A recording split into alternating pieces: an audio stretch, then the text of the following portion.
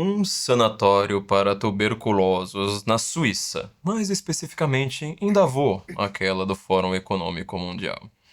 Dois intelectuais, um humanista iluminista e um jesuíta comunista. Um jovem que chega apenas para visitar o seu primo e passar ali algumas 3 semanas antes de assumir a sua profissão de engenheiro naval antes da Primeira Guerra Mundial. Este é o cenário de um dos grandes clássicos da literatura do século XX, A Montanha Mágica, um livro de Thomas Mann lançado em 1924, há 100 anos.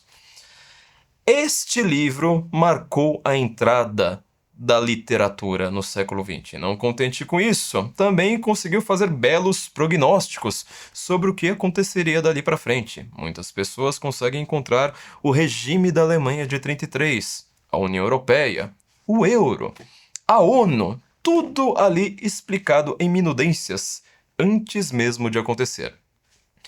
Este não é um livro necessariamente fácil, muito menos um livro óbvio. Você vai ver personagens com questionamentos éticos, com questionamentos de vida. Ninguém ali é um tipo, como um militar ou um nobre da aristocracia. São pessoas com dúvidas internas, com variações. Este é o grande livro que vai mostrar, no século XX, as grandes dúvidas, palpitações, terríveis questionamentos, sejam de vida pessoal, sejam questionamentos sociais, que vão marcar o século XX, um século também marcado pela doença, pela proximidade com a morte.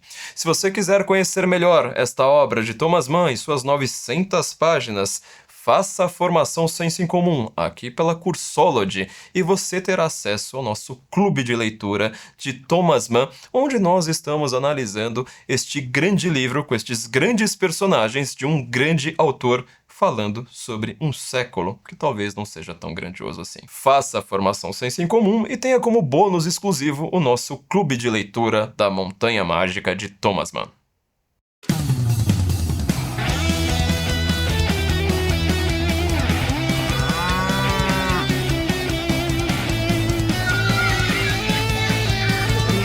You are fake news.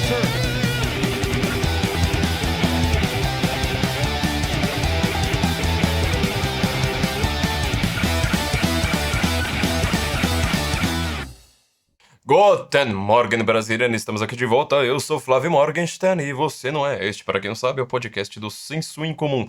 Neste podcast nós estamos certos. Se você discorda, você está errado. Nós fazemos esse podcast sempre com todo esmero, ciência, conhecimento de causa e experiência no negócio, que é para você ficar mais inteligente e perder amigos no processo, tá? A gente tá aqui sempre, obviamente, tentando salvar o Ocidente, exceto, é claro, Vila Madalena e adjacências, mas hoje nós vamos fazer vamos dizer, uma crítica, uma análise cultural, exponencial, política, pessoal, intelectual e religiosa sobre as possibilidades hoje que nós temos da direita, de fato, salvar o Ocidente, ainda mais com o que está acontecendo, né, a partir deste ano. Vamos lá!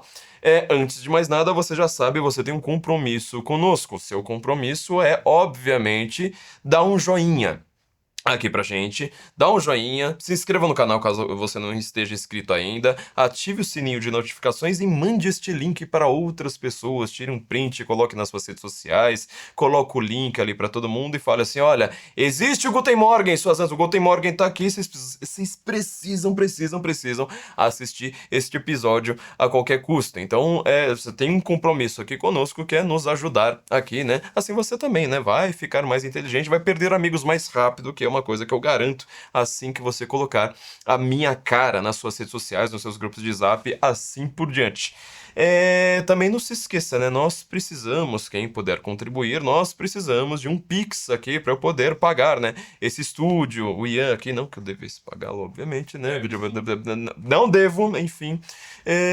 Mas assim, eu preciso. Pela receita eu preciso, essas normas aí, enfim, né, leis e coisas do tipo, dizem que eu preciso pagar o IAM. Então, assim, para eu não ir preso, então eu preciso de um Pix. Se você puder fazer um Pix aqui para o canal, né, um Pix é pela chave Flávio Morgen, M-O-R-G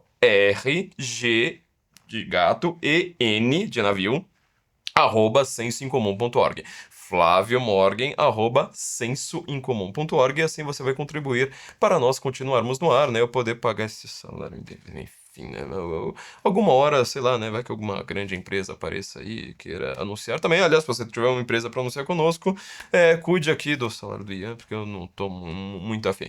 Vamos lá, sem mais delongas, eu queria comentar hoje a respeito de um tema que ele é candente, ainda mais nos últimos, sei lá, pelo menos na última década, eu posso dizer que ele se tornou uma coisa social comum, uma discussão política, inclusive, para muita gente, uma discussão intelectual para várias pessoas, que é o fato do ocaso do Ocidente. Ou seja, o Ocidente parece que ele está numa crise, como ele poucas vezes esteve em seu histórico de existência. E aí, muita gente, inclusive, né, quando você só vai analisar os termos, sei lá, pela Globo News, entendeu? Pelo pessoal da política comezinha, da economia cotidiana, das notícias, e nunca leem livros, o que eles costumam dizer, né? Que a China vai aparecer agora para tomar todo o espaço do Ocidente que foi deixado em aberto. Ora, isto, não quero entrar em discussões políticas, mal vou falar da China a partir deste momento. Mas mostra que as pessoas acham assim, normal, né? Olha só, teve uma crise, sei lá, econômica, uma crise eleitoral, uma crise, sei lá, mais o quê.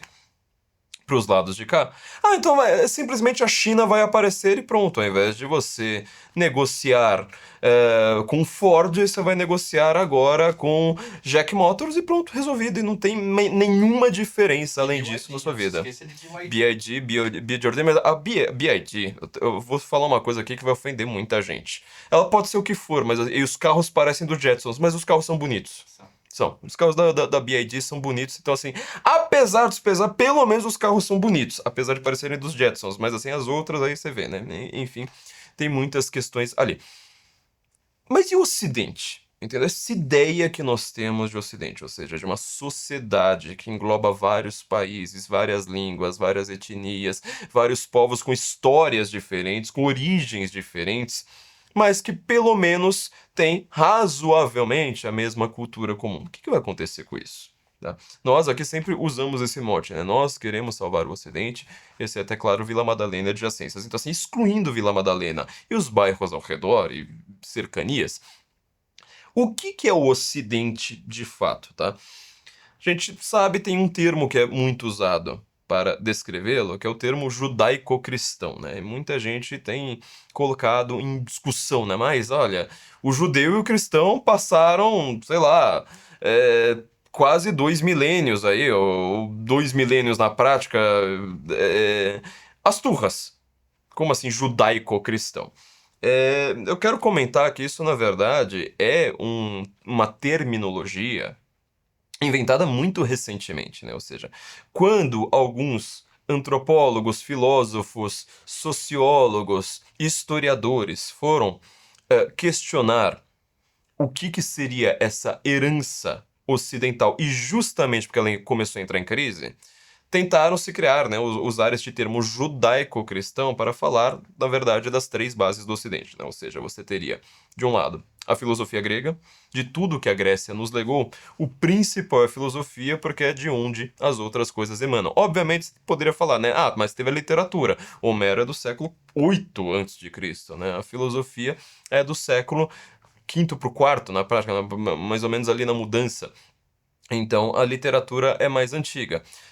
Porém, literatura e filosofia, nesse caso, se imbricam. Mas o que é mais curioso do Ocidente seria justamente a filosofia, ou seja, a capacidade de você questionar a própria natureza e chegar a alguma coisa além do mito e além da opinião média das pessoas, tá?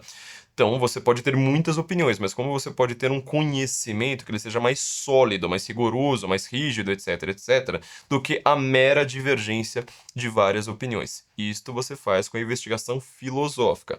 A filosofia vai gerar com isto N ciências, né? Só Aristóteles ali, você pode colocar ali pelo menos umas 20, talvez 30 ciências que ele tenha criado a partir disso. Você não tinha o primeiro tratado de física do mundo, o primeiro tratado de, sei lá, ele tem textos descrevendo animais, descrevendo sistemas políticos, descrevendo o movimento, descrevendo... Então, só a filosofia ela já é uma contribuição grega muito grande. Então esse seria um dos pilares. O outro pilar seria o direito romano. E o terceiro pilar, aí você vai estar numa complexidade no qual eu não quero entrar aqui, né, que seria este complexo judaico-cristão, ou seja, apesar de judaísmo ser uma religião, cristianismo ser outra, eles não pensarem a mesma coisa, não interpretarem da mesma forma os mesmos textos do Antigo Testamento, assim por diante, etc, etc. Ora, culturalmente falando, de uma maneira um pouco forçada, na verdade forçadíssima às vezes, né? Inclusive, sei lá, questões étnicas envolvidas, questões de história política, assim por diante, né? Algumas pessoas usaram esse termo judaico-cristão, né? Eu realmente acho que a gente poderia usar só cristão porque faz muito mais sentido, porque ali você tem duas forças opostas tentando colocá-las como se elas fossem juntas, né? O Ocidente, ele é fundado por cristãos. O judeu ele não criou um país, por exemplo, né? Não criou uma cultura própria, tanto que os próprios judeus, nesta época da criação desse termo, né? Mais ou menos ali, comecinho do século XIX, eles estão em guetos, né? A cultura do gueto, eles estão à margem da sociedade. Aliás, boa parte deles não tem nem direitos políticos assim por diante. Tem até uma reclamação deles próprios, né? Fala assim, mas eu não tenho um país, eu não criei nada desse negócio, então eles estavam sempre cuidando da sua própria comunidade e não dessa comunidade como toda, dessa cultura como um todo. Mas agora, eu não quero me fiar no aspecto necessariamente religioso, principalmente na religião cristã neste momento. Eu quero analisar o que significa essa filosofia. Ou seja, eu acho que nós estamos no momento, primeira vez talvez, no momento em que o Ocidente está numa pós-filosofia. Nós não vivemos mais sob os ditames de uma filosofia, de um método de investigação racional elevado acima das opiniões e desejos das pessoas, que seja capaz de observar, contemplar, sabe, participar na natureza, na realidade, e a partir disto, como um ser participativo e contemplativo e que faz parte desta mesma natureza e desta mesma realidade, chegar a algo além de si próprio. Tá? Isto é que seria filosofia. O filósofo, o amante do saber, ele não é apenas um intelectual, ele não é apenas uma pessoa culta e lida. Isso já existia em tudo quanto é sociedade. Existia nas sociedades mitológicas, assim por diante. O filósofo, ele é alguém acima disso. Elevado em relação a isso. Então, o que nós temos aqui de problemático neste primeiro momento? Que a filosofia, sendo também uma participação, ou seja, ela não é uma pura descrição, ela lidou com algumas questões que, de fato, deram as bases de uma sociedade única, que é esta sociedade ocidental. Hoje nós entenderíamos, né, o Ocidente como democracia, governo participativo, liberdade de expressão, algumas liberdades individuais, coisas que nunca ocorreram em outros tipos de sociedade. Porém, é a história um pouquinho mais anterior, para dizer o mínimo, né? As bases, os fundamentos disso é o que eu acho que estão em discussão aqui neste momento. Ora, se você teve esse tipo de investigação para as ciências, para a vida social, para a metafísica, assim por diante, significa também necessariamente que você teve uma base para a relação entre as pessoas, antes mesmo da relação política. Acho que um dos principais textos de filosofia que você vai ter que ler, se você for estudar isso aí numa faculdade, num curso ou qualquer coisa do tipo, é a Ética a Nicômaco do Aristóteles. Por que eu acho que esse texto aqui ele tem uma base fundamental pra gente? E ele geralmente é muito resumido, né? As pessoas costumam lembrá-lo simplesmente pela frase, né? A verdade, uma coisa assim do tipo, né? A verdade está no meio, o caminho certo é o caminho do meio.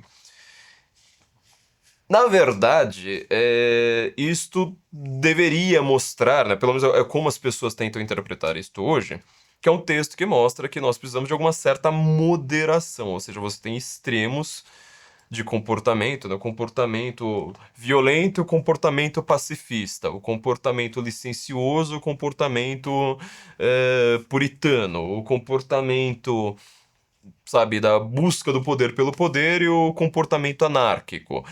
Assim por diante. Então eu falo assim, não, a verdade está no meio, basta você ser moderado, né? Quer dizer, Direita nem esquerda, eu não sou pra frente. eu não sou direita nem esquerda, sou pra frente. Quer dizer, seria o texto do Partido Novo, o texto do isentão lá, que fica falando. Veja bem, né? Tô votando no Lula aqui como voto de protesto, etc. Obviamente, Aristóteles não falou assim, mas nada remotamente parecido com isso, tá? Com o que ele tá lidando ali? Ele é um texto meio complicado de se ler, porque você vê nitidamente que ele não foi feito para ser publicado. Ele é o texto talvez o mais rascunhado do Aristóteles, assim, parece que tem umas frases soltas, assim, uma coisa que tá meio perdida no meio, um negócio que não se completa direito. Ele é um rascunho, só que mudou o Ocidente. Ele muda o Ocidente da seguinte forma. Ele está comentando, inclusive, a possibilidade, né, a questão política da polis, da cidade, lá pra frente. Então ele falou assim, olha, antes de nós chegarmos a uma questão política, melhor sistema de governo, como se faz de fato para os homens bons estarem lá nas posições de comando, assim por diante, nós primeiro precisamos entender as relações entre as pessoas, entender primeiro o que é humano, questionando-se o que é o ser humano e as relações entre os seres humanos, aí sim você vai poder ter algum questionamento político, etc. Já repara que isso aqui é o contrário do que está sendo feito no mundo de hoje. Por isso que eu tô falando assim, eu acho que o mundo de hoje ele é meio pós-filosófico, né? Ele não tem a filosofia como base. Você primeiro vai para uma questão política e depois você tenta chegar ali a alguma coisa em forma de filosofia e artigos acadêmicos que justifiquem o tipo de bobagem que você está pensando, né? E você fala isso como se fosse uma pesquisa, né? Os filósofos conversando entre si. Porém, o Aristóteles ele faz o contrário. Ele quer entender o que são os seres humanos. E ele, para chegar nesta ética, né, ou seja, o bem viver, ele usa muito o conceito, né, do que seriam as virtudes. Um termo que tá meio na moda aí nos Instagrams católicos, por aí, né? O pessoal tentando vender cursinho de virtude o tempo todo. Vai lá, pega um livrinho, às vezes de 70 páginas que você vai ler em uma hora, aí o cara vai lá, lê aquilo ali gastando 8 horas e te cobra R$ 600 e tá mostrando como ele é uma pessoa capaz de te ensinar a virtude, né? Na verdade, poderia simplesmente ser uma pessoa virtuosa e falar assim, meu, compra o livro aí, não enche o saco, pronto, isso aí você vai ter uma vida bem mais virtuosa do que comprando esses cursinhos desses caras. Mas, porém, contudo, entretanto, não obstante, o que é a palavra virtude? Vir, né? Que é um termo masculino. Oi, pessoal, tudo bem? Ludmila Grilo falando aqui. Eu estou passando aqui no Senso em Comum para dar um recado para você que deseja migrar para os Estados Unidos, Portugal ou Espanha e não sabe nem por onde começar. Você que está assustado com a insegurança jurídica no Brasil, com a instabilidade política e econômica, ou você que simplesmente quer vivenciar novas experiências profissionais e pessoais no exterior, entre em contato com a Imigrex Global. A Imigrex Global é uma empresa sediada na Flórida e especializada em imigração de brasileiros nos Estados Unidos, Portugal e Espanha, com atendimento 100% em português. Além dos vistos mais tradicionais baseados em trabalho e qualificação, a empresa também atua em asilo político e tem expertise nesses casos que envolvem o Brasil. Se você está interessado e quer saber se você é elegível para um dos vários tipos de visto disponíveis, manda uma mensagem para o WhatsApp +1 407 490 1897. Repetindo, +1 407 490 1897. A virtude está ligada à vida masculina, porque a vida masculina era a vida externa, era a vida da polis, era a vida da guerra, era a vida da caça, era a vida da discussão, etc, etc, enquanto que a mulher tinha um papel muito mais doméstico. Tanto é assim que Aristóteles vai criar um outro livro chamado Tratado de Economia, e aí ele tá se focando principalmente no poder feminino. Ele usa esse termo mesmo, é o poder feminino. A mulher tem poder. Não é só porta dentro de casa, né? Mas assim, o que é economia? Oikonomia, né? Oikos é a palavra em grego para lar. Ou seja, a mulher, ela manda na família, ela manda no lar, ela manda nos bens, ela manda em todas essas questões que são questões mais domésticas. Porém, ela não tá, sei lá, indo pra guerra, ela não tá fazendo diplomacia e coisas desse tipo, né? Obviamente, se a gente tentar falar uma coisa como essa no mundo do feminismo, de novo, você não vai ter filosofia, você vai ter primeiro alguma ideologia política e depois você pega lá uns arremedos de textos filosóficos para você tentar justificar a sua própria ideologia. Mas, então, seria isso, né? A virtude, esse tipo de virtude mais, usando um termo aqui bem inadequado, mas virtudes mais sociais, né? Elas são associadas um pouco à vida masculina neste momento.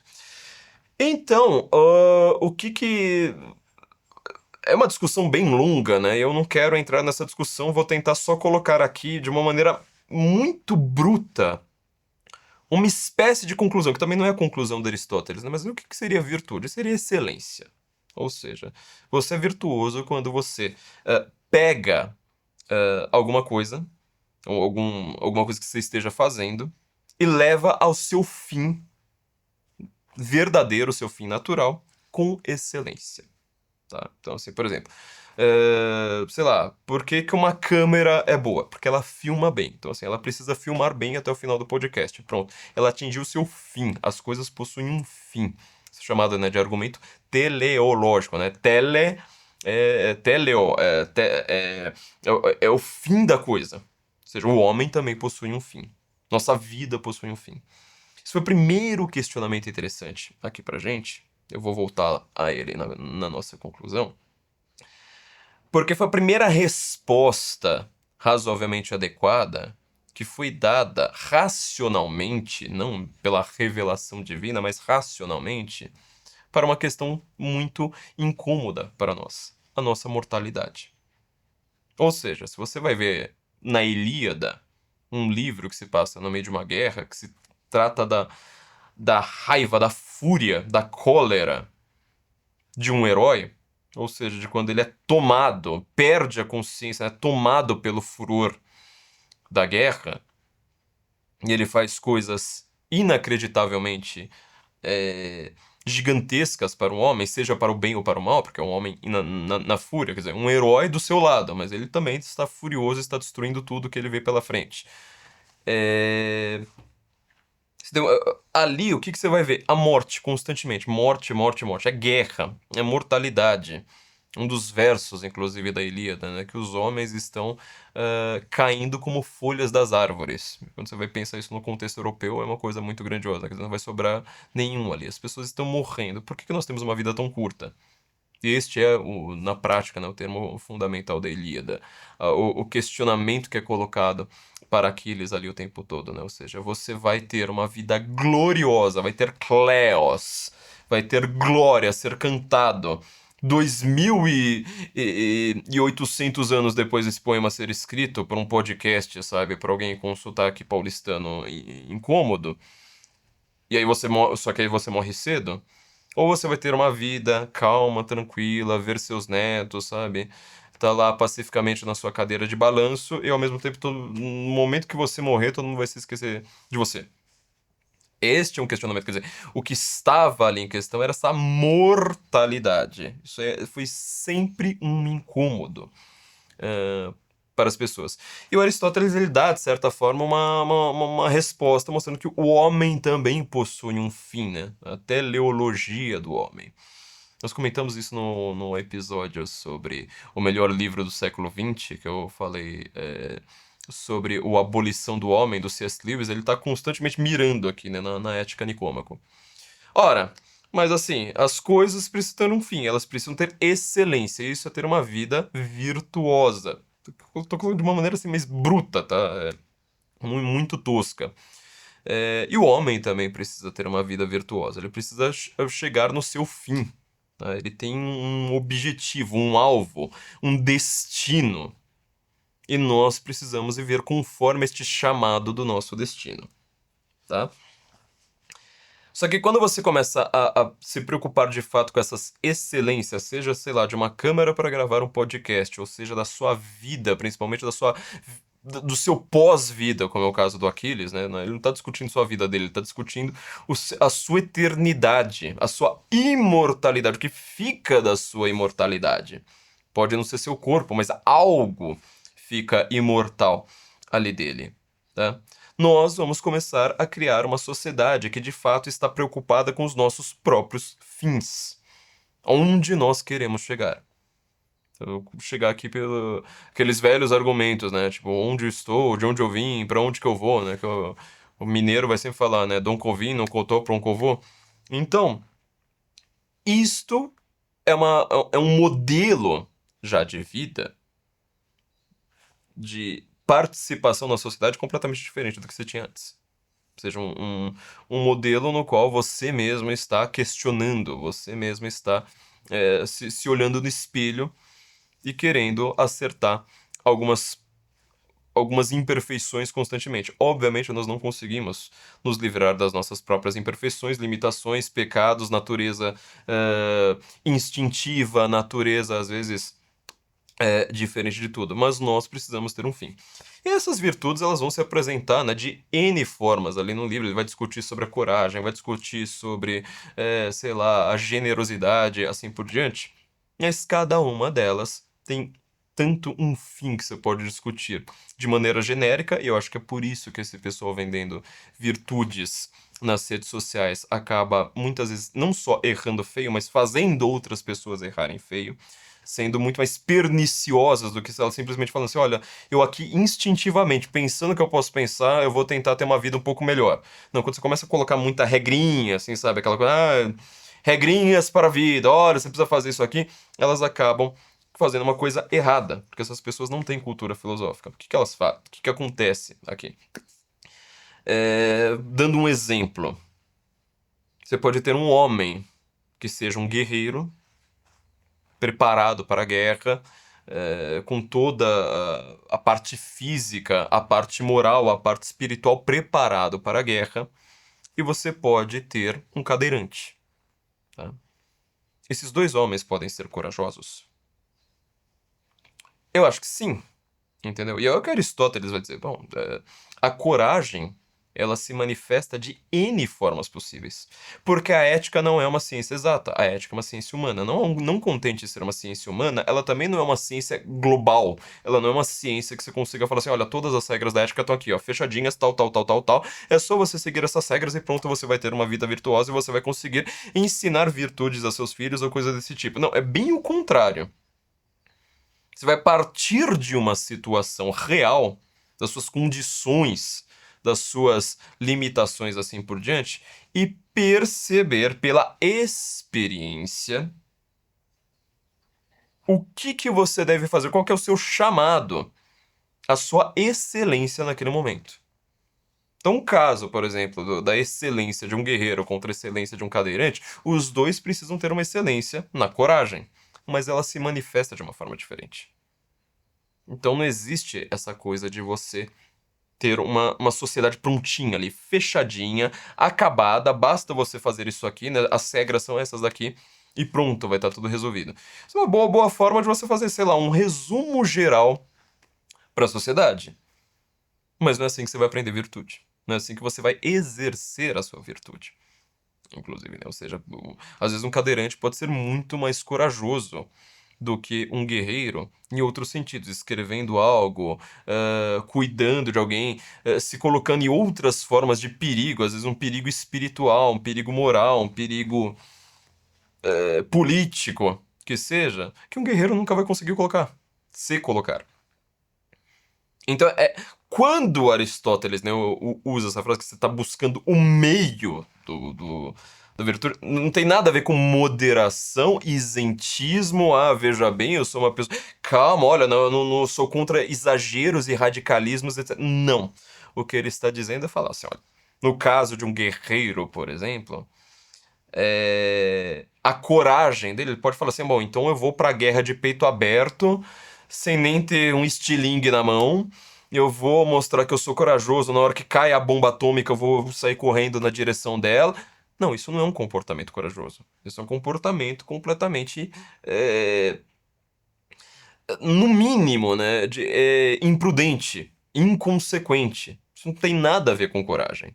Apesar de parecer, não tem nada a ver com coragem. Ou ele pode ser um covarde. O cara que foge, o cara que não protege os amigos, o cara que deixa os amigos correndo risco e não se expõe para isso, assim por diante. Onde está a verdadeira vida virtual? No meio ali deste tipo de chamado. Porém, o meio não é o mesmo para o cadeirante.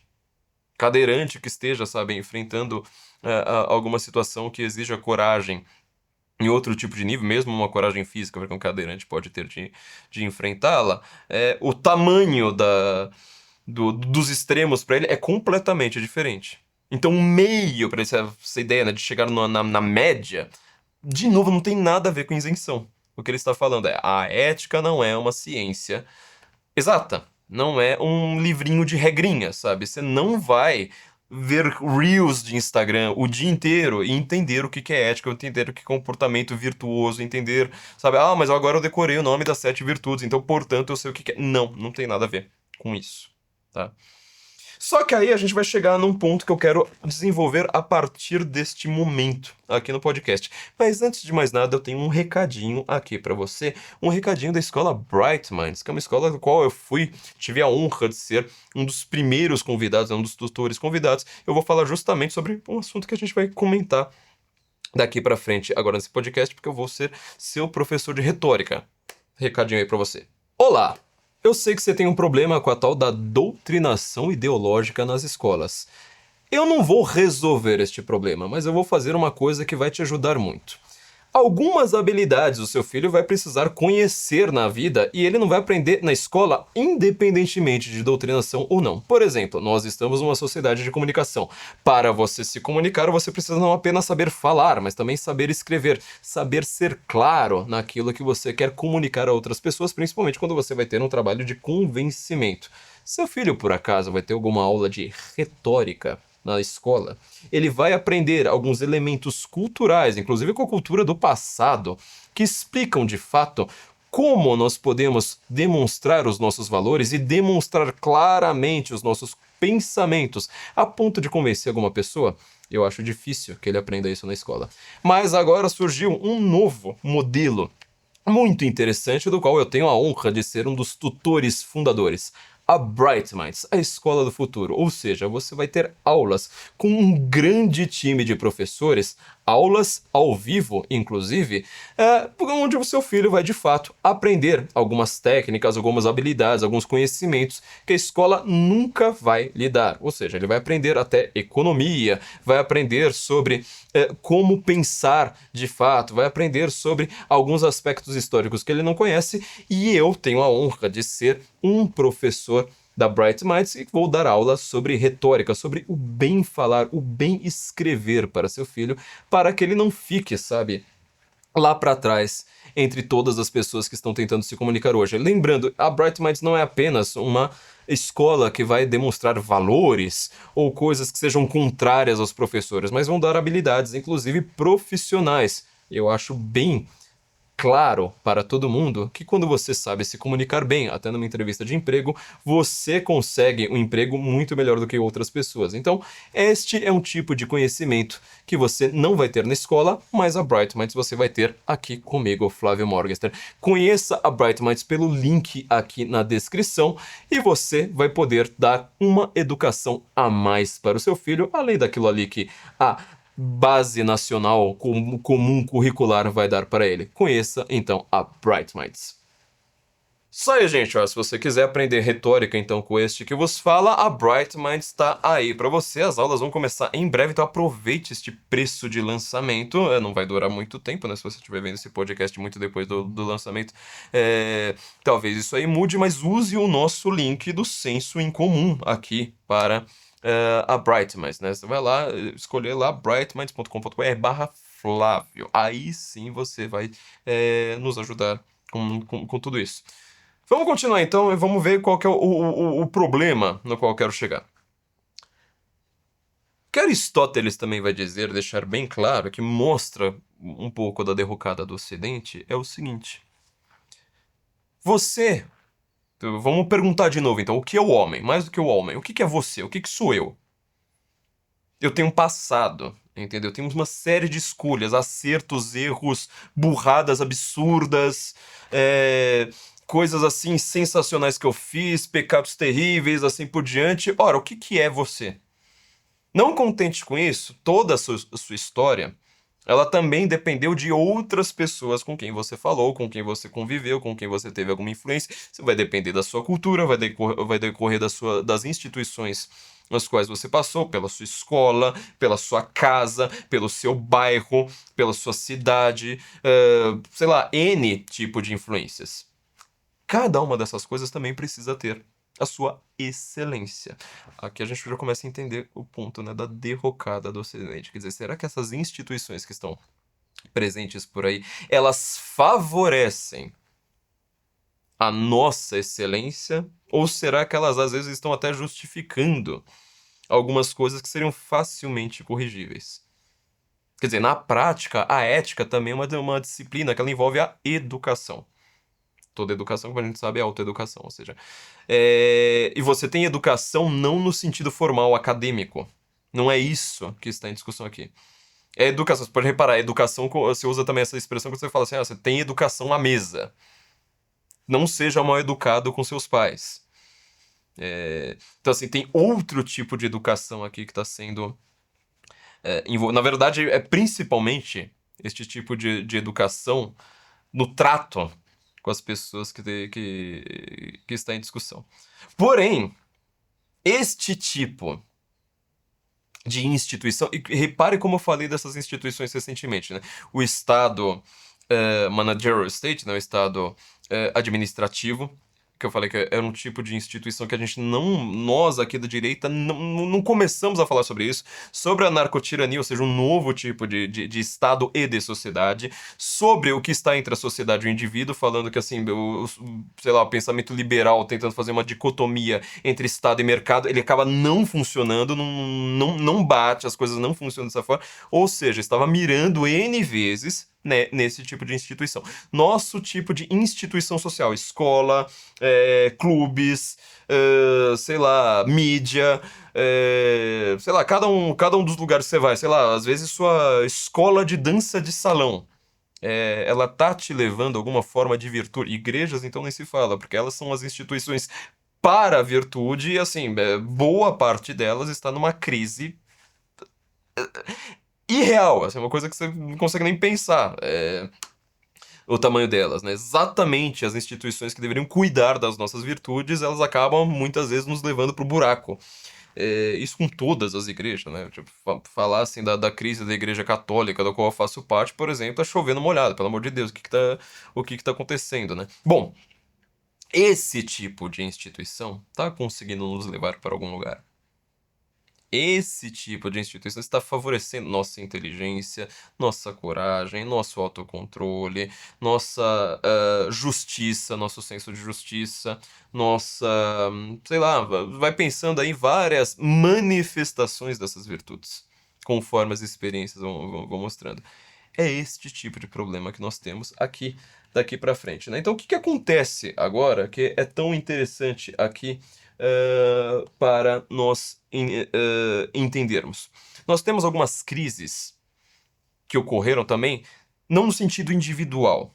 Eu falei um pouco agora do individual, ou seja, você primeiro precisa entender o que é um homem para depois você ter alguma questão política, social, cultural relevante.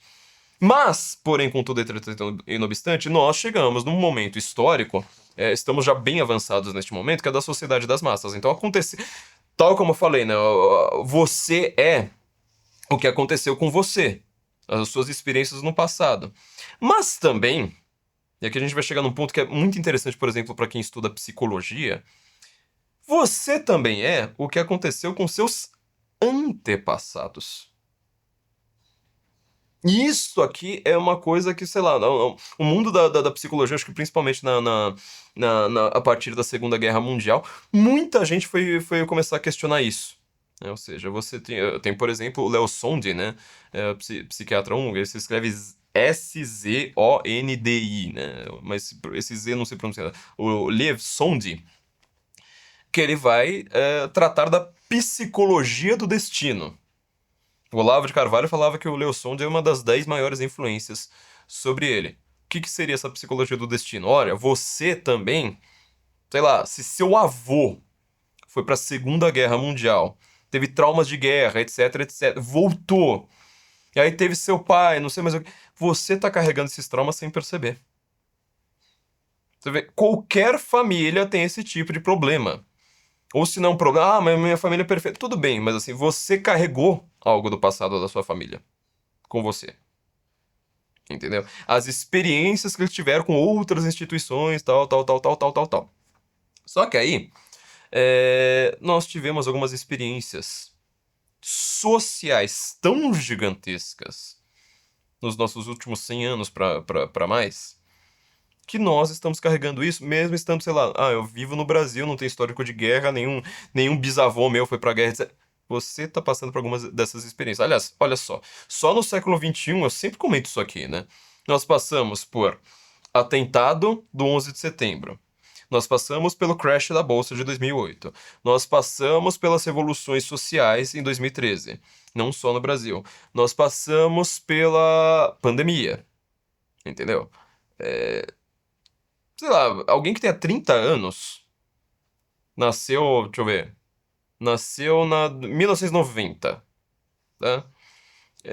Ele já passou por experiências na vida dele que alguém que nasceu, sei lá, em 1970 e até 2000, te esperou falar assim, tá bom, caiu a União Soviética, caiu o Muro de Berlim, beleza, sabe? É pouco, por incrível que pareça, é pouco perto do que você viveu no século XXI. Você já tem aqui crises sociais muito grandes. E qual que foi a maior crise que a gente passou historicamente? Foram as duas guerras mundiais, a meu ver, né? Ou seja, teve as duas guerras mundiais e a pandemia. Acho que foram os dois eventos que mais, assim, afetaram de fato sua vida. Porque, sei lá, crash da Bolsa de Nova York em 2008 gerou Bitcoin, tá? Mas, assim, por exemplo, eu não tinha um real no banco. Pra mim, eu fui ler sobre aquele negócio depois, falando assim, mas o que aconteceu naquela época lá? Porque, sei lá, eu fui pra faculdade no dia seguinte, voltei, é isso aí. Não mudou o preço do arroz, aí aparece o Lula lá falando que foi só uma marolinha. Eu não sei, entendeu? Não afetou minha vida. Agora, 2020, sai a notícia uma semana depois e fala assim, cara, você não tem mais vida. Você está morto, você vai... Tem um caixão grande, é isso que eles estão dizendo. Tem um caixão bem grande que é pra você ficar ali dentro, circunscrito, de zinco. Não respire pela janela, inclusive, né? Feche tudo, desconfie do seu vizinho, denuncie seu vizinho, denuncie seus parentes. Agora não importa mais nada, você não tem mais vínculos sociais, você não tem mais vínculos familiares, você não tem mais vínculos afetivos. Tudo agora é saber, doença, doença, doença. Você entendeu o tamanho da diferença? As pessoas lavavam sacolinha de mercado. Eu lavei sacolinha de mercado. Exato. Eu lavei, cara. Chegou lá a caixa de supermercado de papelão. Eu passando lá álcool em gel. Falando, opa, peraí, né? Onde já se viu?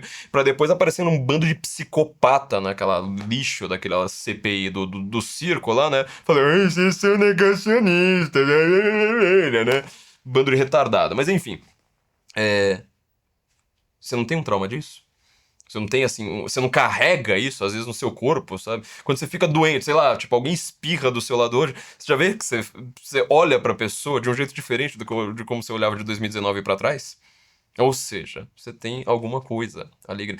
A crise social te afeta. Primeira grande crise social, obviamente, foi a Primeira Guerra Mundial. Por isso que eu tenho um curso sobre a Primeira Guerra Mundial, né? Que a gente vai falar dele daqui a pouquinho. Esta Primeira Guerra Mundial, ela afeta... Obviamente, esse nome foi dado a posteriori. Começou como Grande Guerra Europeia. Os Estados Unidos vão entrar ali mais da metade da guerra pra frente. Mas depois, né, com a Segunda Guerra, você falou assim, bom, então vamos chamar agora de Primeira Guerra Mundial, Segunda Guerra Mundial. Obviamente ela não foi perfeitamente mundial, né? Suíça, Espanha e tal, não tinha entrado nessa guerra. Mas foi a época que um grande pensador alemão, eu acho que esse cara ele deveria ser mais lido no Brasil hoje, ele voltou a ser lido com muita curiosidade nos Estados Unidos nos últimos 5, 6, 7 anos, sabe? Que é o Oswald Spengler, que ele escreveu este livro aqui, Der Untergang des Abendlands, que é o declínio, né, do Ocidente, a decadência do Ocidente. É um livro em 2 volumes, no qual ele vai descrever, ele escreve isto aqui, tá, no meio É um pouquinho antes e no meio da Primeira Guerra Mundial. Uma edição aqui de 1920. Olha, ele terminou em 1917, tá? Acho que ele publica em 1917, termina em 1916. E ele tá lá descrevendo exatamente a ideia de que as sociedades, elas chegam a um limite. Elas parecem, a metáfora que ele faz é com um organismo. Inclusive o termo organismo social começa a ficar famoso a partir deste momento, né? Um organismo. O Ocidente, principalmente porque suas instituições não levavam mais as pessoas às suas excelências, obviamente. Isso aqui é uma interpretação. Eu estou juntando aqui o Aristóteles com o Spengler. Spengler, né? Mas assim, não estava mais levando as pessoas ao seu limite. Mas tem um segundo fator aqui do Spengler, que ele é bastante incômodo para nós, mas muito incômodo mesmo. Porque nós, que estamos tentando defender o Ocidente, salvar o Ocidente, ele vai falar assim, então, mas o Ocidente ele tem uma vantagem enorme em relação às outras sociedades. Vocês se autoquestionam. Nós, né? Nós, porque, lembrando, filosofia é participação. Você não é um filósofo que simplesmente observa a realidade como se você não fosse parte da realidade, como se você não tivesse influência, como se você não tivesse um destino por trás dentro dessa própria realidade. Nós aqui do Ocidente, todos nós, queremos, nós nos autoquestionamos. As outras sociedades não fazem isso. Você não vai ver um chinês se autoquestionando, um árabe se autoquestionando. Ele vai dando exemplos, né, de várias sociedades. O asiático não vai fazer isso. O iraniano, né, o persa, ele não vai fazer esse tipo de coisa. Todos eles, na prática, eles estão com uma sociedade meio pronta. A sociedade ali está fechada. Inclusive depois, né, o Karl Popper ele vai falar, né, sobre essa questão da sociedade aberta e sociedade fechada. O Ocidente se autoquestiona. O Ocidente, ele nasce. A base dele, o que ele tem de tão virtuoso, é uma racionalidade em relação aos seus próprios atos. Legal. Só que isso gera um problema. Um problema muito sério para nós. Se você se autoquestiona, você não tem força. O chinês está se autoquestionando. Para chegar a BYD, para chegar a Jack Motors, etc., foi um processo de autoquestionamento chinês, que eles estavam falando, olha, mas o Partido Comunista Chinês, o confucionismo não estão nos levando ao que a gente queria, nossa, vamos fazer agora uma coisa. Não. São sociedades que Ortega y Gasset falava, né? São as eternas tiranias do Oriente. Por isso que a gente começa a falar de Ocidente. E o Ocidente aqui agora, cada vez mais, de uma maneira geográfica. Essa ideia de Ocidente, por exemplo, né? A Rússia ocidental, não dá pra você falar que a Rússia seja perfeitamente oriental. Ela fala uma língua europeia, ela é cristã, só que assim, você vê, né? Ela faz fronteira marítima com o Japão. Estamos falando de algo que está mais para lá, às vezes, do que boa parte da China. Entendeu? Mas a Rússia, ela é oriental. Então, quer dizer, quando a gente fala de Ocidente, já que a gente está questionando o homem, questionamos o que somos, vamos questionar agora o que é o Ocidente. Não era uma questão geográfica, também não era uma questão étnica, também não era uma questão... Nada do que a esquerda fala hoje. Nenhum dos conceitos deles batem com o que a gente está falando. Vocês falam isso porque vocês são racistas, porque vocês são, sei lá, etnocêntricos, porque vocês são isso e aquilo. Nada disso tá batendo, tá? A África, vamos olhar para o norte da África, principalmente. Oriente Médio, ele faz parte do Ocidente? O termo que era usado na época antes da Primeira Guerra Mundial era Ásia Menor. O Líbano, ele é ocidental? Pô, o Líbano fala francês. O Líbano é metade católico, metade muçulmano. O Líbano tem instituições, filosofia, intelectuais, riqueza. Aliás, o Líbano, até o século XIX, era sempre o lugar mais rico do mundo. Ponto. Lembra, a Suíça do Oriente Médio era o lugar mais rico de todos, até as guerras civis chegarem e os libaneses começarem a fugir. e a riqueza, boa parte da riqueza ir junto. Assim, Líbano, boa parte do Império Otomano. Porque assim, a gente também pensa em Turquia, você sempre vai pensar, sei lá, no cara de bigodinho, etc. O turco, ele é branco, loiro, de olho azul. Coisa que pouca gente lembra. Boa parte desse pessoal que chegou na Turquia com aqueles traços do Oriente Médio, eles não são exatamente turcos.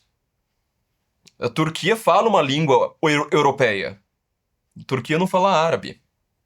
Entendeu? Então, assim, olha a complexidade. Não são definições étnicas, geográficas, etc. Você começa a tentar delimitar isso, principalmente depois da Primeira Guerra Mundial. Quer dizer, ela muda todo o coreto, que ela zoa o bagulho de uma forma brutal. E agora, já que a gente tá falando de virtude, vou dar um exemplo do que é este destino social que nós temos, que eu retirei lá do meu Guten Morgen Go, meu curso sobre a Primeira Guerra Mundial. O link tá aqui embaixo, tá? Você pode acessá-lo lá na cursolid.com.br. Mas o que eu falei é o seguinte, ó, veja bem. As evoluções tecnológicas, políticas, sociais, econômicas que ocorrem no século XIX, elas estão meio não muito uniformes, né? Revolução Industrial, Revolução Urbana, os novos modelos, né, de sociedade burguesa, assim por diante. Isso aí não tá assim espalhado, perfeitamente esparramado pela população. Estão ainda meio imperfeitas. E a Primeira Guerra Mundial, para você ter uma ideia, ela leva no...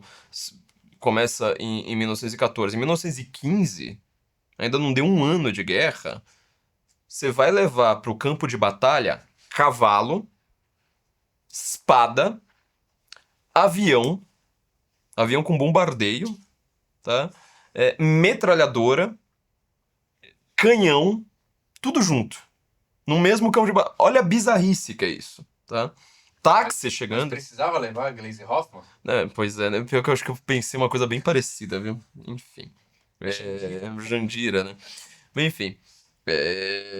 Ou seja, você tem uma tecnologia aí que ela tá meio informe na sociedade, sabe? Ela não tá pegando todo mundo. E ao mesmo tempo, os generais, o pessoal do gabinete da aristocracia desses reinos, eles têm um pensamento ainda do mundo anterior, do mundo lá de trás. E qual é esse pensamento? Como é que você pensa em virtude nessa época? Coragem. O soldado precisa ser corajoso. O soldado ele precisa enfrentar o seu inimigo. O soldado ele precisa ir para o campo de batalha de peito aberto e falar assim, eu estou lutando pela minha pátria. E aí os caras já tudo questionando, né? Falam assim, mas espera aí, meu.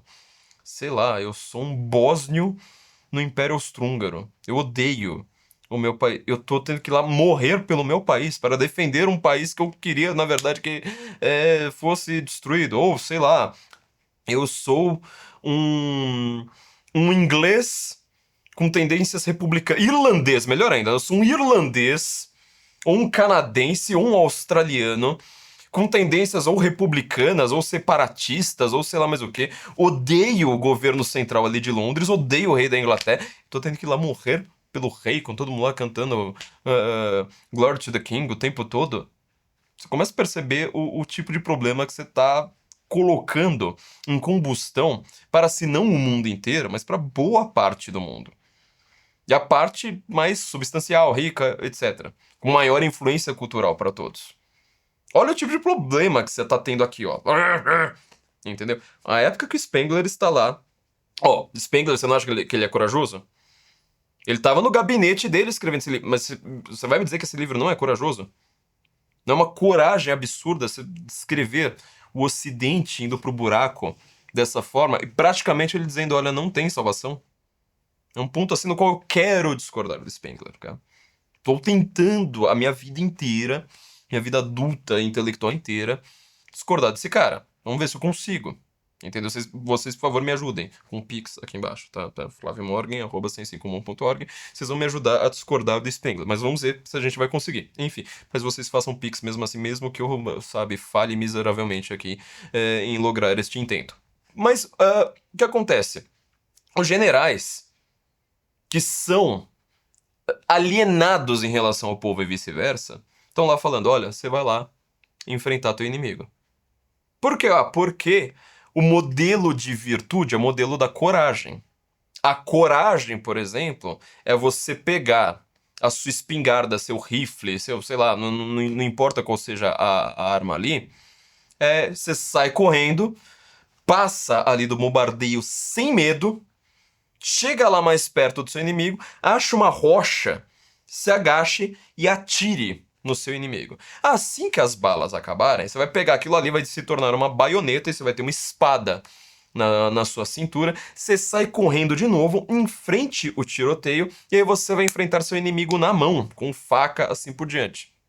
Quem leu um livro, por exemplo, como o Tempestade de Aço, do Ernst Junger, você vai ver constantemente esta glorificação da coragem. E principalmente desta coragem quando a tecnologia, quando os meios, quando aquilo que você tem à sua mão falha. Ou seja, agora eu tô longe do cara que tá me dando tiro de proteção. Agora eu tô sem bala. Agora eu vou ter que enfrentar um cara que tá lá com uma metralhadora, faço o cara errar todos os tiros, aí ele ainda tem um revólver, eu ainda faço o cara errar uns 6 tiros, e a gente vai se resolver na faca e eu ganho dele. Nossa, isso aqui é a grande glória. Mas isso é o real? É isso que tá acontecendo de fato, principalmente em larga escala nessa guerra?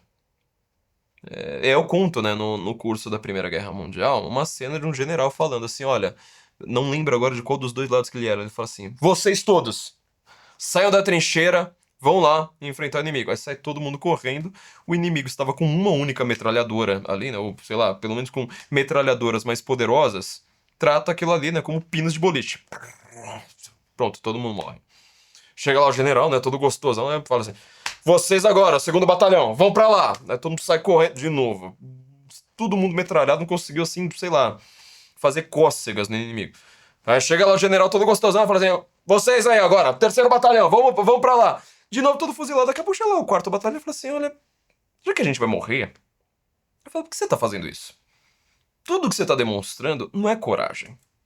Você tá querendo que nós demonstremos coragem indo lá enfrentar o inimigo no campo de batalha.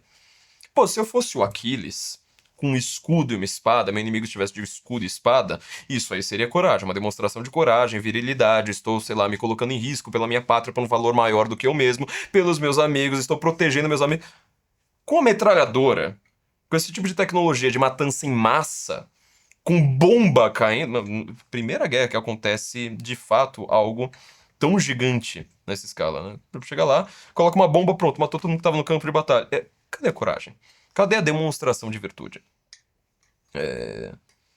E aí você também vai ter que colocar um segundo questionamento social aqui, que não é o nosso foco, mas assim, quando você pensa nessas épocas, né, não só da Primeira Guerra, a Segunda, sei lá, Guerra Fria, Rússia com Ucrânia, etc, etc, faixa de Gaza, assim por diante, é o seguinte. Se você vai morrer, você é um soldadinho lá, o general tá indo mandar você enfrentar a metralhadora e você sabe que você vai morrer, você tem uma arma na mão, faz mais sentido você, tipo, mirar no inimigo que é igualzinho você e que também vai morrer daqui a pouco, sabe, na metralhada? Ou faz sentido você falar assim, ô general, pronto, resolvido o problema. Vivi mais um dia. Olha, vou ser preso, vou não sei o quê, mas vivi um dia a mais. Entendeu? Se você quiser entender como o marxismo começou a virar a grande teoria para explicar a sociedade, o mundo e a história e tudo, começa a perceber por ali. Ali, assim, tá muito claro pra você falar assim, olha, é igual a música do System of a Down lá, Why They Always Send the Poor, né? Por que eles sempre mandam os pobres? Quer dizer, você tá lá no resto do chão, você é alguém pra morrer. E o general tá lá, né? Falando assim, olha como eu sou poderoso, gostoso, corajoso, virtuoso, cheio de emblemas aqui. Não tirei o revólver da cintura, eu vou voltar ali, vou passar a noite bebendo uísque com os comandantes e vocês aí, ó. Tem uma sopa de nabos aí pra vocês de noite, tá? Tá meio rala, mas tudo bem. Cara, assim, fica fácil você entender como assim, a maior parte das pessoas normais começa a aderir a teorias marxistas no meio dessa guerra. A Revolução de 1917 acontece no meio dessa guerra. Mas o ponto que eu quero colocar aqui pra gente é falar assim, olha, essa sociedade industrial, a tecnologia, as mudanças econômicas, as mudanças de pensamento, elas começam a entrar em choque. tá? E tá todo mundo com trauma dessa porcaria dessa guerra. E aí, quando você vai analisar de fato a sociedade que vem depois dessa guerra, ou seja, não tem mais impérios, agora vamos criar República de Weimar, vamos repor, sei lá, uma República Espanhola, depois até Guerra Civil na Espanha também, né? A República, sei lá, em vários desses países por lá, né? Até, sei lá, na Turquia, né? Tipo, agora não tem mais Império Otomano, agora são vários países separados entre si. As instituições que são criadas, elas favorecem a virtude, sim ou não? Um dos caras que defendeu um dos governos mais burros do mundo, ele fala uma coisa que não bate com o que ele prega, mas o que ele fala faz sentido. Ele fala assim: melhor modelo de governo que existe é quando, quando os governados eles são levados ao melhor da sua inteligência e do seu espírito. Pior que eu tô falando do Ezra Pound, que foi simplesmente um panaca genial na poesia. E, assim, desgracento, inclusive em vários aspectos da sua vida, não era só na política, né? Desgracento com mulher, com, enfim, passando a perna em todo mundo. O qual ele defendeu simplesmente o regime do Mussolini, que não favoreceu a inteligência de ninguém. Mas essa frase ela é verdadeira, porque ele está apontando para Aristóteles aqui. Ou seja, o Ocidente, se ele se auto-questiona, ele ora vai ter um governo bom, ora vai ter um governo lixo. O Oriente, por outro lado, ele pode ter as suas virtudes acidentais, vamos dizer assim. É um termo que aqui filosoficamente a gente vai chegar num problema bem sério, mas assim, pode ter as suas glórias, as suas vantagens acidentais. Porém, contudo, entretanto e não obstante, eles são governos parados. São governos assim, tipo... Se a gente for analisar a história da China, ela praticamente tem o mesmo modelo de governo, com poucas variações, em 5.000 anos. Quem vai mudar isso é o Mao Tse Tung. Quer dizer, você tem um governo totalmente parado. Pra você ter uma ideia, sei lá, Japão, Segunda Guerra Mundial, é um shogunato, na prática. Você sabe o kamikaze, o piloto que ele joga o avião inteiro, ele usa o avião inteiro dele como arma? O kamikaze, ele era retirado das escolas de Kinjutsu. Que é a escola, a técnica de arte marcial dos samurais. Então ele entra no avião, coloca a espada de samurai do lado, e a mesma espada, que tem uma espada específica para você cometer o tal do harakiri, que na verdade não se chama harakiri, né? Harakiri não é o suicídio, mas assim, é o mesmo tipo de espada, ele coloca na mesma posição e entra no avião, ou seja, ele tá fazendo um harakiri com um avião. Por conta disso, o Kenjutsu foi proibido pelos Estados Unidos depois da Segunda Guerra Mundial, né? E hoje em dia, os Estados Unidos estão fazendo lobby para o Japão se armar e voltar a ter escolas, inclusive, etc, etc. Porque só sobrou o Kendo, né? Ou seja, uma coisa um pouquinho mais pacífica do que este tipo de arte, o manejo da espada pelos samurais, da forma como os samurais faziam. Olha só, Segunda Guerra Mundial, 1945, carro pra tudo quanto é lado. Japão em pouco tempo vai criar Nintendo. E a gente tá falando desse tipo, sabe, de pensamento mais atrasado. Então, assim, o Oriente, ele é uma outra força, um outro modelo. Tá? Uma seppuku. Seppuku, isso. Seppuku com 2 Ks, né? Com 2 P's. 2 P's, isso. Seppuku. O Harakiri, ele não é a mesma coisa. O suicídio, assim, acho que o Harakiri agora eu não lembro se é o nome da cerimônia, alguma coisa assim. Mas o suicídio é o Seppuku. E você sabe por que eles rasgam a barriga? Nossa, agora vai ficar tenso, ó. O seppuku, na verdade, assim, você imagina que um samurai... Isso aparece em filme com um japonês fazendo isso, eu fico indignado. Dá a impressão que o harakiri é você pegar a espada e enfiar ela na sua barriga, né? Daí você morre pela espadada. Não é isso. Eles enfiam e rasgam. Ele rasga o intestino, a parte superior do intestino, porque ela solta ácido. Então, assim, na verdade, é um corte super cirúrgico, né? Super superficial. Você faz isso de uma maneira lenta, porque aí, com aquele ácido corroendo, ele começa a te corroer inteiro.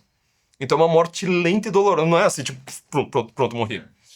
Então a ideia do seppuku é falar assim, você vai ter alguma, sei lá, por alguma questão de vergonha nessa sociedade, né? Alguma coisa que você tenha feito, etc. Você é obrigado a cometer um suicídio lento que é pra você mostrar que você aguentou a dor. De novo, olha como o oriental demonstra uma virtude como a coragem, ou como, sei lá, a hombridade dele de uma maneira completamente diferente da nossa.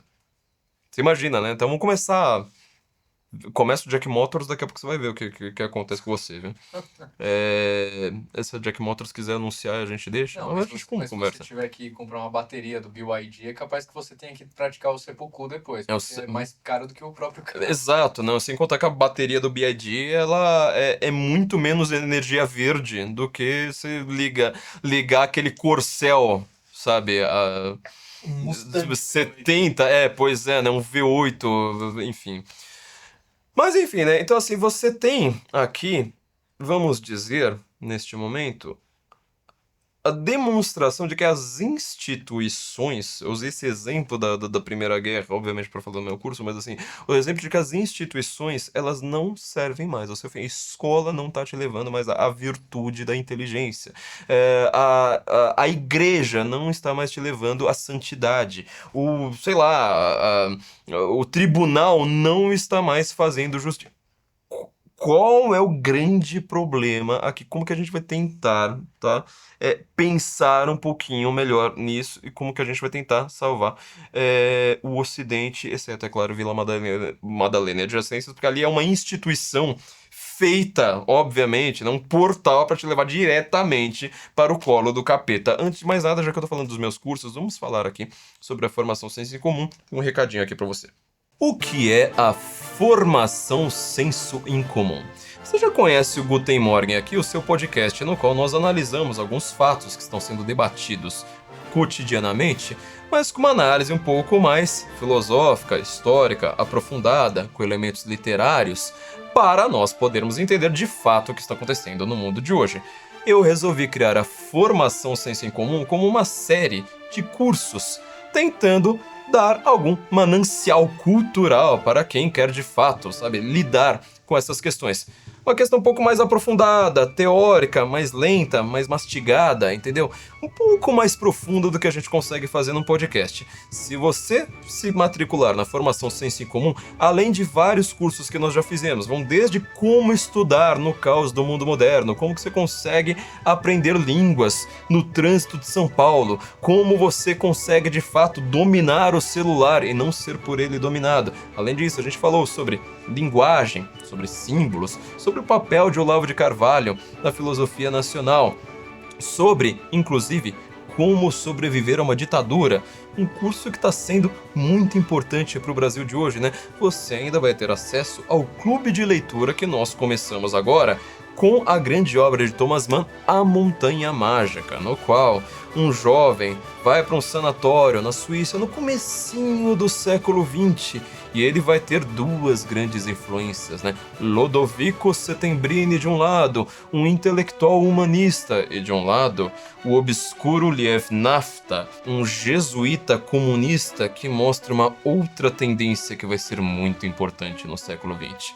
Se inscreva na Formação Senso em Comum aqui na Cursology, cursology.com.br, você vai ter acesso a tudo isso. E quem quiser conhecer também o nosso curso sobre a Primeira Guerra Mundial, o Guten Morgen Go, com mais de 25 horas ali de conteúdo explicando por que esta guerra, também no comecinho do século XX, foi a grande marca e materialização de todas as ideologias que nós temos hoje, o feminismo, o comunismo, o globalismo e todo este mundo secular de agora, você vai conhecer entendendo de fato o que aconteceu na Primeira Guerra Mundial, aquela guerra que é ignorada, pulada quando nós estudamos e que no final das contas é justamente a grande definidora do século XX e do século XXI. Se inscreva para os dois aqui na Cursology e nós temos um desconto caso você queira comprar o combo tanto com a formação quanto com o Guten Morgen Go. Se inscreva aqui na cursology.com.br.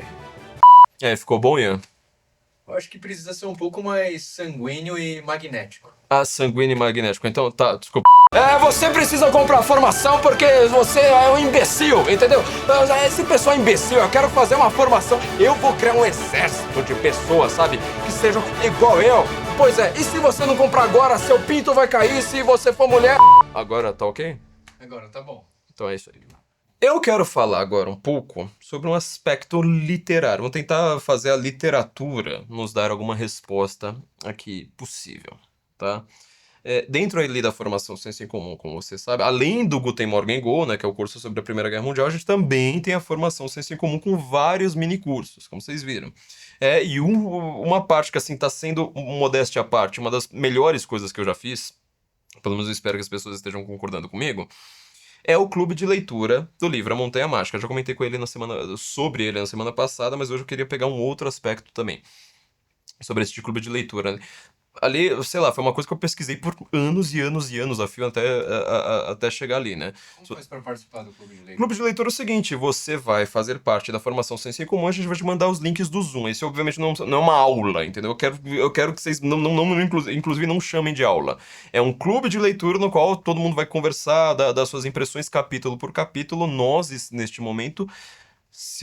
que agora eu preciso acertar o dia da gravação com o dia da postagem, né? Mas nós vamos estar começando o 6º capítulo.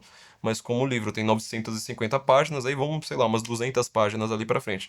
Mas se você já leu, se você quiser topar ler ali, fala assim, olha, eu vou pegar os encontros ao vivo, mesmo assim, sabe? Veja os encontros anteriores depois. Só leia o livro, sabe? Acompanha a gente a partir dali e depois você vai vendo os encontros anteriores depois. Porque assim, sério, assim, tá profundo. Modéstia à parte, ali foi onde que eu coloquei as minhas virtudes, a minha excelência, o melhor que eu tinha, ali e coloquei ali no clube. Mas não são aulas, são encontros que a gente tá fazendo quartas-feiras, às 9 horas da noite, tá? Comentando meio que... Não dá pra comentar um capítulo inteiro, né? Mas assim, trechos de capítulos por trechos de capítulos. Na semana que vem nós vamos comentar a melhor cena do livro. A melhor cena do livro de todas. Então, assim, leia o livro... Vá lá para os encontros, que isso aí tá valendo muito a pena.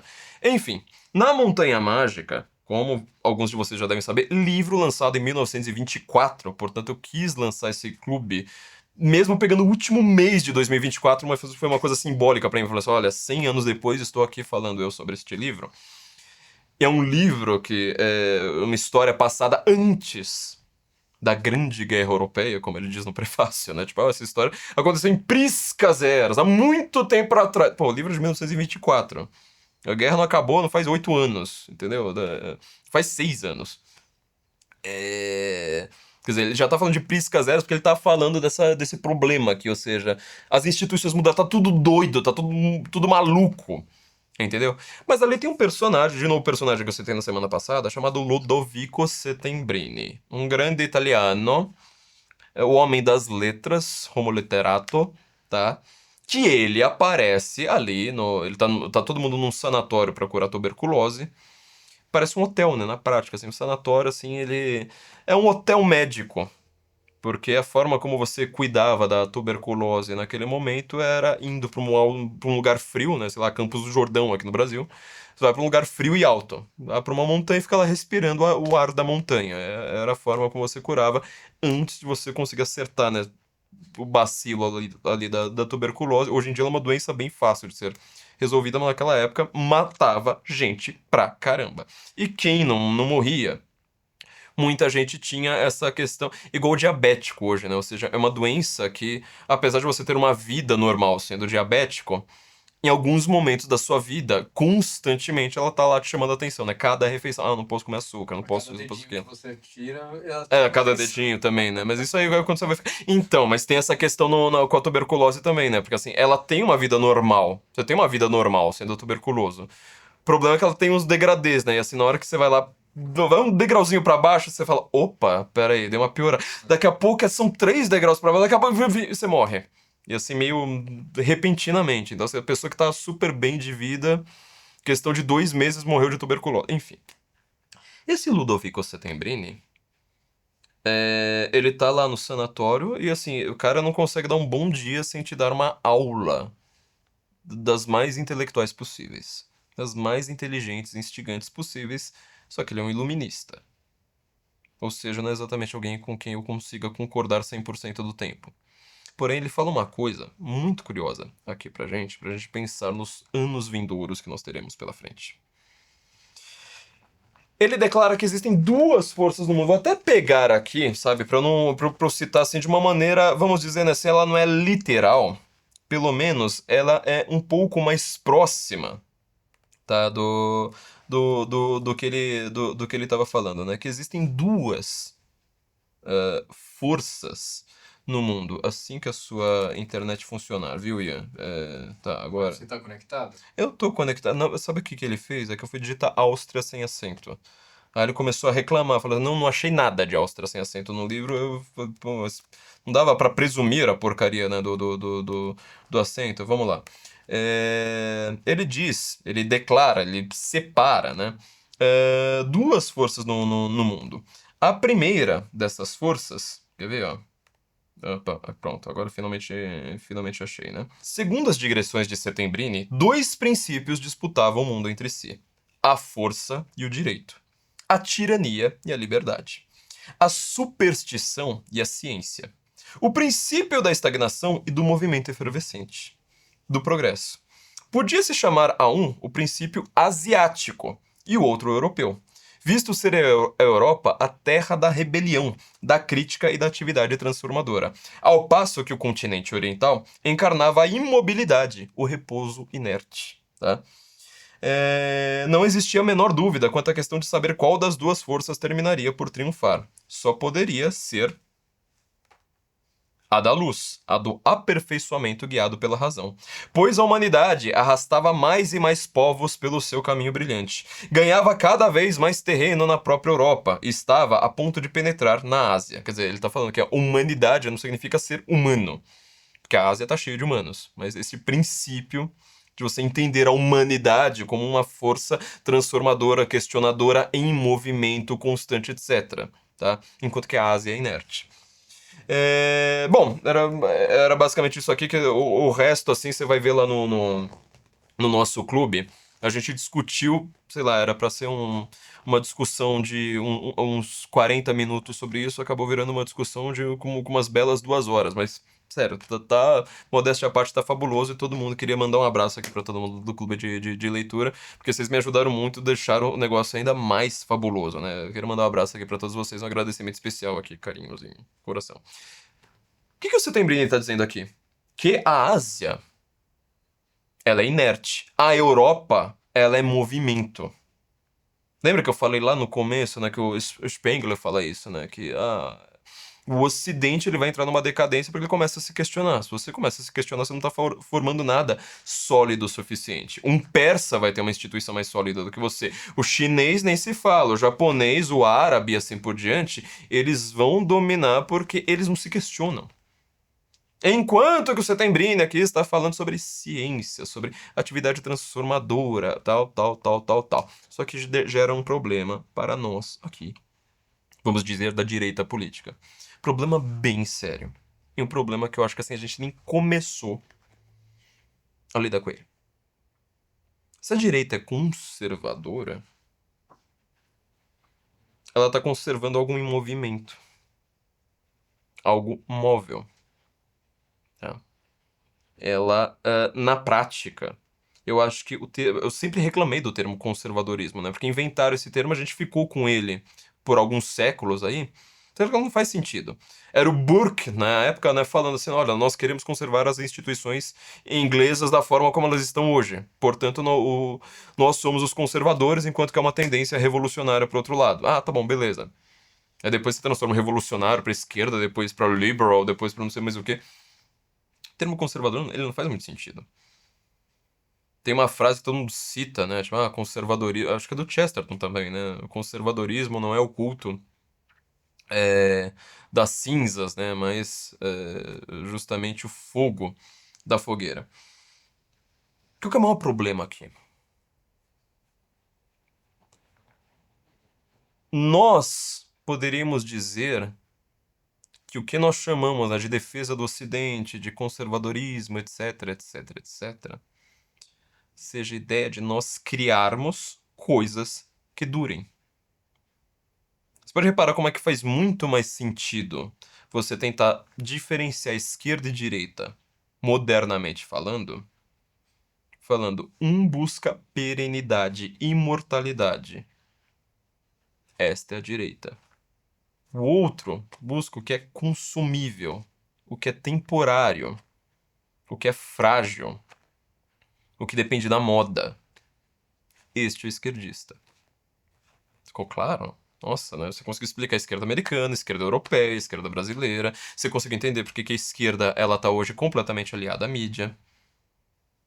Quer dizer, a esquerda, por exemplo, eu tenho feito essa piada muitas vezes. Ela tá querendo fazer uma revolução? Ela faz muitas coisas completamente diferentes, mas assim, esse termo revolução, como aconteceu a Revolução Francesa, a Rússia, etc., eles fazem isso. Você viu, por exemplo, em 2020, o PT pedindo pra estatizar a Pfizer? Não, tava lá achando lindo. Quando o Mark Zuckerberg lá tava censurando todo mundo em 2020, você viu alguém falando precisamos nacionalizar o Facebook? Não, pelo contrário. Tá? Então, eles cuidam de coisas transitórias. Eles cuidam de coisas frugais. Nós queremos falar assim, tá, mas esse tipo de sociedade se garante? Você vê, 5 anos depois o Zuckerberg já parou de tomar soja, começou a frequentar Brazilian Jiu-Jitsu, começou a tomar uns negócios lá pra virar humano. Ele faz uma declaraçãozinha de nada. Oh, nossa, pronto, já viraram do avesso. Nós, por outro lado, estamos querendo falar assim, o nosso modelo de sociedade é um modelo de sociedade não apenas durável, perene, talvez, como talvez até metafísico. É isso, é a conclusão do livro A República do Platão, lá pra trás. Ele tá querendo criar uma sociedade do qual, desde da educação dos instintos do homem até a forma como esta sociedade será vista por uma cidade, né, será vista por outras polis como uma manifestação do ápice da consciência humana. Tudo aquilo ali sendo uma manifestação do ápice da virtude dentro da consciência humana. Uau, bem diferente, né? Pausa aqui agora. A direita está construindo coisas perenes. Difícil, né? Ou seja, obviamente nós não estamos construindo, sei lá, a nova... sei lá... a nova... o novo Coliseu, entendeu? A nova... sei lá... o novo Vaticano, as novas obras duráveis, assim, daquelas de séculos. Mas assim, nós precisamos começar a mirar agora, não apenas nisso que é superficial, temporário, frugal, flui.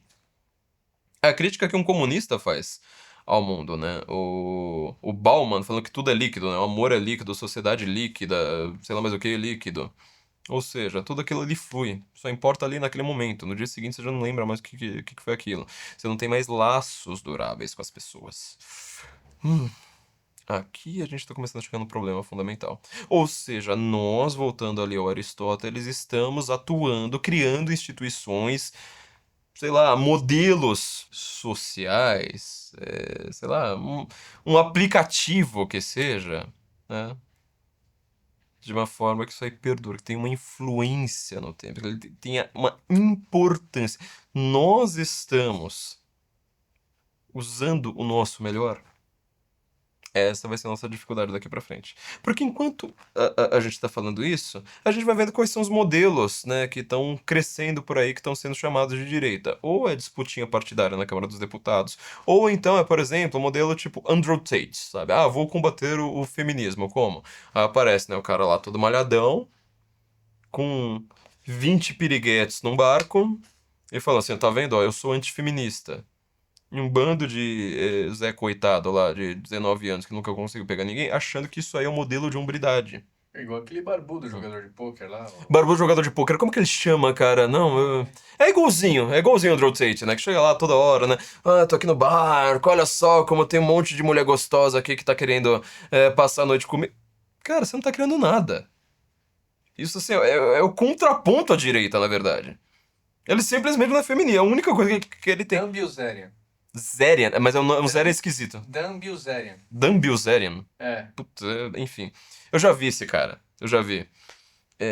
Olha, pouco era uma coisa frugal, né? Mas assim... a gente pode gostar, não tem o menor problema nisso, sabe? Sei lá... Mas assim, a base da sociedade hoje... A gente vai voltar naquela conclusão lá do Aristóteles sobre como nós precisamos chegar ao nosso fim. Nós não chegamos ao nosso fim. O que a gente tá fazendo? A gente tá pegando a esquerda, seus conceitos. Feminismo é colocar mulheres em posição de comando. Então sabe o que a direita precisa fazer? Inverte, fala assim, não, agora expulsa todas as mulheres da posição de comando. Ô, mula, você não chegou ao seu fim. Você não chegou à sua virtude. A sua excelência do seu uso dos seus 2 neurônios. Não. Isso aqui é uma bela de uma porcaria. Atuação de rede social. Sabe? Começa a escrever livro, entendeu? Começa, tipo... Se não é pra escrever, sabe? Pelo menos vamos falar sobre a Montanha Mágica, sabe? Um negócio que perdura, sei lá, o livro foi escrito há 100 anos. Tá mais atual hoje do que na época dele. Tá mais depois de 2020, né? Vamos lidar, pelo menos, com as coisas perenes. Não precisa criar, sabe? Obviamente não é todo mundo que precisa ser um criador, precisa ser, sei lá, um Michelangelo, precisa ser o El Greco, sabe? O El Greco que chegou na Capela Sistina, né? Olhou pra cima e falou assim, se tivesse me chamado eu teria feito melhor. Adoro esse tipo de gente, assim, sabe? Bem... Aquela honestidade, assim, né? O cara chega... Enfim, né? Você não precisa, eu não tenho a menor possibilidade de ser nem de fazer assistir no original, né? Que dirá ser igual El Greco, né? Falei, bela porcaria que vocês fizeram. Mas precisamos lidar com isso. Participar, sabe? Nesse tipo de coisa. Enquanto que a direita não voltar, sabe? A falar de grandes obras, música, sabe? Eu queria, sei lá, pegar uma carona aí com um dos grandes direitistas e tá lá tocando Mahler no carro dele. Tá tocando Mahler no seu carro, Ian? De vez em quando. De vez em quando toca, tá bom. Então, o Ian de vez em quando pode ser tolerado aqui, tá? Este diálogo, ele faz muito mais sentido do que qualquer disputa comezinha. Tá? Então, assim, enquanto a gente não resolver isso, nós não vamos resolver o problema da direita. Último recado, como vocês já sabem, eu tenho um processo aí movido por um músico chamado Caetano Veloso, que moveu um processo contra mim justamente quando usaram uma instituição como um museu para fazer, né, aquelas coisas como o Queer Museum em Porto Alegre, depois o Peladão do Man, etc, etc.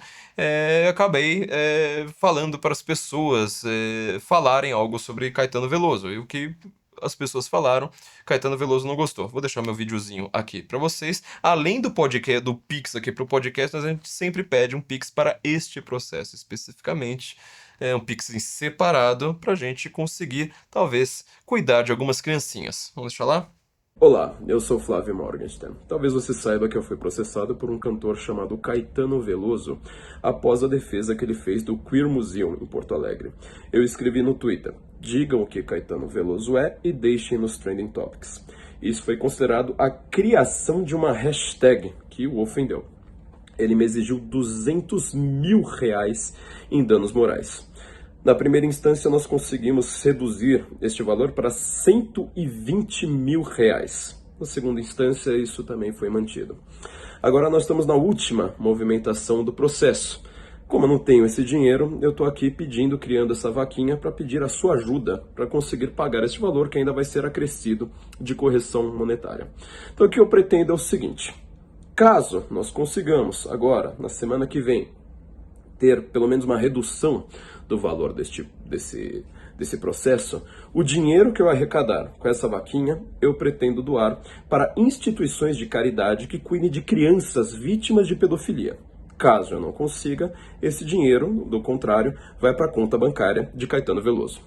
Nosso último argumento, agora, na terceira instância, é o seguinte: o mesmo tribunal que me condenou a pagar este dano moral de R$120 mil, mais correção monetária, ele exigiu indenizações menores para casos até que envolveram morte. Por exemplo, no mesmo dia do julgamento do meu caso, no mesmo dia, foi exigido R$100 mil, menos, né, por um erro médico que resultou no falecimento de uma adolescente de 15 anos.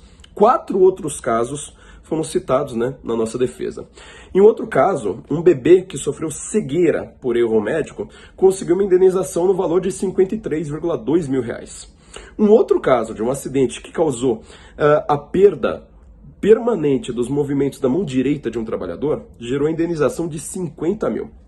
Um cidadão que teve a perna decepada por um caminhoneiro recebeu a indenização de 100 mil. Todos valores inferiores ao exigido pela honra de Caetano Veloso por conta de uma hashtag. Diante dessas discrepâncias, nós temos esperança de que haja uma reconsideração da parte do tribunal. Eu estou organizando essa vaquinha para pagar essa condenação.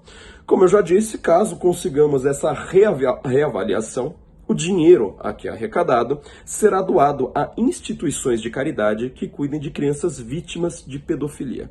Caso não consigamos, esse dinheiro vai para a conta bancária de Caetano Veloso. Eu conto com todos vocês. Deus os abençoe. Agradeço muito. Muito obrigado. Então é isso aí, gente. Quem puder contribuir, nós ficamos muito felizes. Espero que vocês tenham gostado dessa volta aqui pelo problema do Ocidente. O que nós podemos, então, começar a fazer, sabe? Para nós, pelo menos, estarmos em contato, né, com as grandes obras do passado. Nos encontramos, então, na semana que vem. Guten Morgen, em Brasília. Encha o nosso rabo de dinheiro e salve o Ocidente. Encha o nosso rabo de dinheiro e salve o Ocidente. Se você quer perder amigos e ser mais inteligente, encha o nosso rabo de dinheiro e salve o Ocidente. Encha o nosso rabo de dinheiro e salve o Ocidente. Encha o nosso rabo de dinheiro e salve o Ocidente. Se você quer perder amigos e ser mais inteligente, encha o nosso rabo de dinheiro e salve o Ocidente. Encha o nosso rabo de dinheiro e salve o Ocidente. Encha o nosso rabo de dinheiro e salve o Ocidente. Você quer ficar bonito, garboso e eloquente, estar sempre correto, indubitavelmente, contar boas piadas esporadicamente, fazer aquele crush te amar perdidamente.